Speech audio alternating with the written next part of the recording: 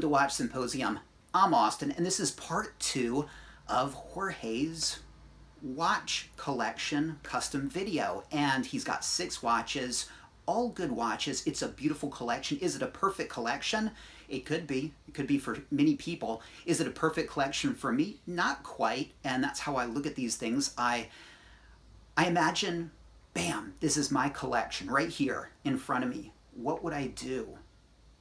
All right, and let's approach it that way. All right, so here are his watches, and link in the description to part 1, and we kind of go through these watches. But if you've seen that video, you already know what he has. And let's just run through the watches. I'm going to tell you what I think. The GMT Master II BLNR, I think that's a beautiful watch to have, and is not quite as cool as it was a couple months ago because it was the last of the oyster braceleted ceramic GMT Master IIs, or period, the last oyster braceleted GMT Master II, but Rolex changed it, and now, is it not so great? Well, it's not as great as it was. It's not quite the end of an era that it was, but it's got the 31 movement that's tried and true, and a lot of people really like that movement. And even though he's got another GMT Master II, having those 2 movements in the collection might be a good idea. All right, the Breitling Navitimer, his chronograph,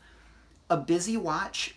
Not for me, but I like having the brand diversity. Breitling's a great brand. And look, while I don't like busy dialed watches, you could have a lot of fun looking at this watch, getting out the loop and just sitting down with a whiskey and just looking at all the detail there. And there's a lot to see. And so I think that's a great chronograph to have. Would I get rid of it in place of another chronograph? You could always make this a more Rolex-centric collection. Get rid of that. Ask your AD, which you have a great relationship with, for a white dialed Daytona, which would fit wonderfully in your collection because you got a lot of black dialed watches. But it's going to make it more Rolex centric. Would someone like me like that? Probably, but it's a little bit cliche, especially if you're talking about the white dialed steel ceramic Daytona. Now, if you were to go pre-ceramic Daytona, vintage Daytona, that would be awesome. So that's going to be expensive. So the cost-effective option is just keeping this Breitling. That's a great option. Or, I mentioned this Speedy, and I wouldn't go regular Speedy, but if you went for the $14,000 321, new hand-wind Speedy, that would be really interesting too. It would bring Omega into the collection. That apparently is right up there with Daytona. And so it would give you probably the best modern Omega out there. Iconic, the 321 movement. It's more expensive than the Daytona, so I'm not sure if you'd like to do that or not, but it would make for a really nice collection. But again, 14,000 USD, hard to get as well. So I would leave well enough alone with this Breitling. I think it's a great high quality watch, and you don't really need to change anything. All right, moving on to the GMT Master II, the Pepsi. Best watch in your collection, by far. It's your favorite, it's my favorite. I prefer the BLNR configuration, but the question here, whether you should sell one of your GMT Master IIs, I think that's the biggest question. And here's the thing, when you're talking about selling Rolex watches, the chance for regret in the future is great, unless you don't like the piece. If you have a piece and you bought it because there was a lot of, talk about the piece and you were sort of ambivalent about how you felt and you got it, and then come to find out it doesn't fit you well, it's too big or too small, you don't like the colors, you just don't like it, but then you find yourself keeping it because it's going up in price, and you think, well, who knows, maybe I can save it, and you start to look at it like an investment. All right, if that's the case, I would consider selling it, but I'm pretty sure you like your BLNR, and that would be the one you would sell, the BLNR, all right? Now, here's the regret, potentially, all right? In the future, probably they're going to come out with a Coke, and when they do, they're either going to discontinue the BLRO or the BLNR. I don't know which one. Now, my guess, it would be, if I had to place bets, the BLNR, because it's been in production a little bit longer, not quite as popular. And so my guess would be that would be on the chopping block. And when that happens, I mean, you guys know what's going to happen with those unique blue and black bezeled GMT Master II ceramics. I mean, they're going to shoot up and your regret is going to start if you've sold that watch, all right? So keep that in mind. Now, they both, the previous generation BLNR and this current BLRO, offer different things. You've got the newer movement in the Pepsi, and it's longer power reserve, the 32 movement. And in the previous one, you've got the 31 movement, and a lot of people really like that movement. I think it's kind of nice to have both. You've got the two different bracelet options, and you've got the different colors, of course. And of course, then you've got that little detail at the 6 with the newer one, that coronet at the 6. Okay, that's a small thing, but it's kind of cool, right? We like the nuances and intricacies of these watches. So I think I would keep both. Here is one option you could do because you have a great relationship with your authorized dealer. You could get a BLNR on a Jubilee bracelet. Well, sorry, not a Jubilee bracelet. No, you would definitely want to get it on an Oyster, okay? And then you would have your Oyster braceleted brand new BLNR and your Jubilee braceleted BLRO, and then you could sell the previous generation BLNR. Getting all confused here, right? Sell that watch for a profit because you'll be paying 10 grand for that new Batman on an Oyster bracelet. So you sell the old one for, well, I mean, if you could get 17 for it, that would mean you would have paid 3 grand for your brand new BLNR. You'll keep the Oyster bracelet. You're not going to have the two different movements. And if the BLNR or BLRO is discontinued in the future, then you've still got both. Okay, so that would be a way to, well, make a move, and it would mean giving up some of the differences in terms of the movement and you know, the, I guess, is it bragging rights to say, you know, this discontinued first generation BLNR. I'm really on the fence about which I would do because I like the differences, but money-wise, you would still have a BLNR on an Oyster bracelet. Again, the movement would be the same, but the money you would of course have cashed out of that, you know, discontinued BLNR, and you know, you got a 3 grand watch now effectively, all right?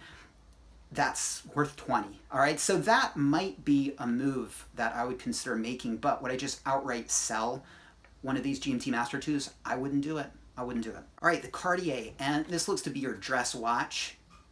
I'm not a fan of Cartier. I'm not a fan of the design of this watch. It's kind of interesting. It kind of reminds me of my grandfather's Timex in the sense that the head is really big, but the strap is really thin. This is a better watch, of course. It's got the Romans, and I'm not much of a fan of Romans. I've come to realize that. Make an exception for the discontinued Buckley Dial date justs because they're collectible and kind of interesting. But I really prefer more simplicity. And as far as the case shape goes, it's kind of interesting. It reminds me of something Gerald Genta-esque, but not quite. It's actually a square with, instead of straight sides, sort of rounded sides. And I do like the way that when you go in towards the interior, you have that shape again. And I like the way they sneak Cartier on, I guess it's the 7. I can't see in my photograph, but I thought that was really sort of clever the way they had that in there. It's a little bit effeminate, so not my kind of watch. If you like it, great. I'm just approaching this as like, okay, bam, this is my collection. What would I do? I'd be letting this watch go. I wouldn't really be interested in wearing this watch. Now, you're interested in getting a JLC, and that could seriously take the place of this watch, and it would make a much classier dress watch. We'll get to that a little bit later. This is my least favorite watch of your collection, design-wise, aesthetics-wise, and I'm not much for dress watches. But guys, let him know if you like it. And if you like it, just keep it, all right? So don't be offended by my opinion here. All right, next we've got the Rolex Datejust 41 millimeter Wimbledon dial. I think that's a neat dial to have. I think people were expecting it to be discontinued this year, and I think when it wasn't, people were like, oh man, I bought it because of that. There's a lot of hype in that dial, and I respect it a little bit more because of that hype. Would I buy one? I'm not sure, but if everyone around me thought this was the ugliest thing ever and they couldn't sell them, I would sort of be one of those guys being like, yep, I totally agree, it's ugly. But because there's so much hype around it, I kind of appreciate it a little bit. And the question, if it is discontinued, will it be collectible and iconic? I don't think it'll ever be iconic. It's too weird for that. Will it be collectible? Maybe, but it's going to look dated at first. And so I think that's maybe when you're going to want to buy it. It's going to shoot up and then it's going to taper down. And that's going to be the trough where you want to get it. Will it taper down to what it's selling for now? I don't really know. If it ever becomes really popular, it's going to be decades in the future. When people revisit it and they're like, yeah, you remember that? It's kind of really interesting. But there's so many around that I think it's going to take decades, if it was discontinued, for there to be a resurgence in its popularity and it to overcome what I think will be a period of being unfashionable and being sort of, oh yeah, I remember that kind of old watch. And there's so many out there that, again, it's going to take a long time. And I don't know, we might just look at it and say, yeah, I mean, there are not many around. I remember it. It was popular. You can't get them anymore. But yeah, I'm back to thinking about it the way I did when I first saw it, and it's kind of ugly. So I like it. I like it because of the hype, all right? And it's nice that you have it. I hope you like it just for its own sake. If I were to go Datejust, I would probably go 36 millimeter. I think 41 looks great on you, so that's fine. But I would probably go for something a little bit more classic and I guess boring. And that might not be a good strategy if you're looking for collectible watches. You might want to go for, you know, the palm fronds. You might want to go for the Jubilee Dial, which to me, it's too, the pattern looks too industrial for me. I can't get behind that. I kind of liked it at first, and the more I look at it, the more I'm like, yeah, too industrial. So anyway, I vacillate on which way to go with Datejust. Do you go classic, boring blue, or do you take a chance on something kind of cool? And I think maybe taking a chance is the wise route to go, you know? Could really pay off in the future. So, great watch here. All right, and we get to his last piece, the Rolex Submariner, and this is the no-date contemporary ceramic watch. You've got your dive watch, great watch, and it's a fantastic collection. So, if it were me, I might want to go a little bit vintage or neo-vintage, and I would do that with the Daytona, all right? A Daytona, and I would consider scrapping the Breitling. But again, I'm a bit of a Rolex fanboy, so it would mean not having that Breitling in the collection, and of course the expense is going to be unreal. And getting something that's all legit could be kind of hard. But you could always go for like a more modern 6-digit pre-ceramic Daytona, all right? Now as far as the Cartier goes, that would go. And I would add what you're thinking about adding, which is, guys, a Jaeger-LeCoultre Master Calendar Triple Date. That's a 37 millimeter watch, and he can get it full set used apparently, and there's the model number down there so you can look it up. It's a beautiful watch, and hot horology. It's going to be your dress watch. Kind of reminds me of a Patek, and quality watch for sure. Definitely an upgrade from the Cartier. Is it going to take your collection to the next level? Not really. It's, I guess you would consider it hot horology, but it's bargain hot horology because Jaeger-LeCoultre is just not, it's not Patek, Lange, VC. So if you really want to take your collection to the next level, I would want to add something, part of the Holy Trinity. I'm not much for AP. VC is a little soft, so I'd probably want to go Patek. And Lange is really given Patek a run for its money, so that might be an option. I'm more a traditionalist, so I would go Patek. But to get all the same complications, you're talking astronomical money. But guys, imagine this collection with the JLC or the Patek. I mean, it's next level with the Patek, all right? And it's next level with a vintage Daytona instead of the Breitling. And I think it would make for a better collection. But again, that's going to be really expensive. And so I think the JLC is a great option. Definitely an upgrade from that Cartier. Not so expensive and beautiful, high quality, gives you that dress watch. Again, does it give you that brand punch? No, but you pay for that. You pay a lot for that, and that might not be something that financially you could pull off. I can't, so no shame in it.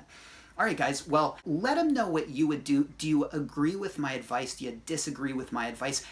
I think the most important question he has to ask himself is, what is he going to do as far as those GMTs go and that BLNR? Is he going to sell it? And if he does sell it, is he going to upgrade to the newer BLNR? And I don't know what I would do because, you know, again, the money, being able to acquire that new BLNR for essentially $3,000 of your own money by flipping that older version is really tempting, but you're going to give up all the differences. Or are those differences kind of meaningless? I mean, the differences are inside the case and it's the movement. I mean, the watch essentially looks the same, and you'll be able to get it on the Oyster bracelet. So, interesting question. That's the hardest question right there, and I don't know what way I would do it, but I would probably ask about getting a BLNR through the authorized dealer, and I'll wait for it to come, and then I would make my decision. And then, of course, you got to think about selling your first generation Batman, and that can be a little bit difficult, and it depends on what you can get for it. So that's another factor. Guys, let me know what you think. Let Jorge know what you think. And Jorge, thank you for this custom video request. I do appreciate it. Good luck. Let me know what you do, and take care. Thanks for watching. See you next time.